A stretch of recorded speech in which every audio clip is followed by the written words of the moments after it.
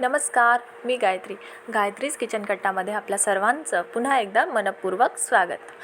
आज आपण आषाढी एकादशीनिमित्त उपवासाचे आप्पे करणार आहोत. त्यासाठी मी इथे थोडीशी भगर आणि थोडासा साबुदाणा त्याच्यामध्ये ॲड करून आपण हे बारीक मिक्सर करून घ्यायचं आहे. आता हे मिक्सर झालेलं आहे आणि आता आपण हे एका भांड्यामध्ये काढून घ्यायचं आहे.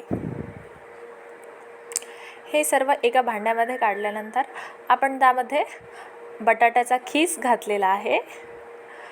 एकदम कच्च्या बटाट्याचा खीस आपण यामध्ये घालायचा आहे. थोड्याशा मिरच्या घालायच्या आहेत आणि मी आल्याचा खीससुद्धा थोडासा यामध्ये घातलेला आहे.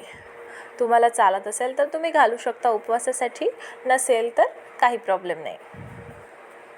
आणि आता यामध्ये थोडंसं मीठ, थोडेसे जिरे, हे सर्व एकजीव करून घ्यायचं आहे. आणि यामध्ये थोडं थोडं आता आपण पाणी ॲड करायचं आहे. पाणी अगदी हळूहळू ॲड करायचं आहे. साधारण आपल्याला हे थोडंसं जास्त घट्टही नाही आणि जास्त पातळही नाही असं मिश्रण आपल्याला करायचं आहे. आणि आता आपण यावर झाकण ठेवायचं आहे. जवळपास 15 मिनटं होऊ द्यायचं आहे. 15 ते 20 मिनटं आपण याला झाकून ठेवायचं आहे. आणि आता मी यामध्ये दही ॲड करत आहे.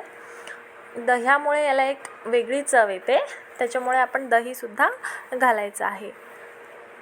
आणि याला पुन्हा एकदा चांगलं एकजीव करून घ्यायचं आहे.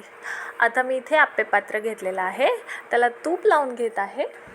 आणि तूप लावल्यानंतर आपण हे मिश्रण तयार केलेलं यामध्ये भरायचं आहे. हे सर्व मी आता मंद आचेवर ठेवत आहे आणि एक 10 ते 15 मिनटं याला होऊ द्यायचं.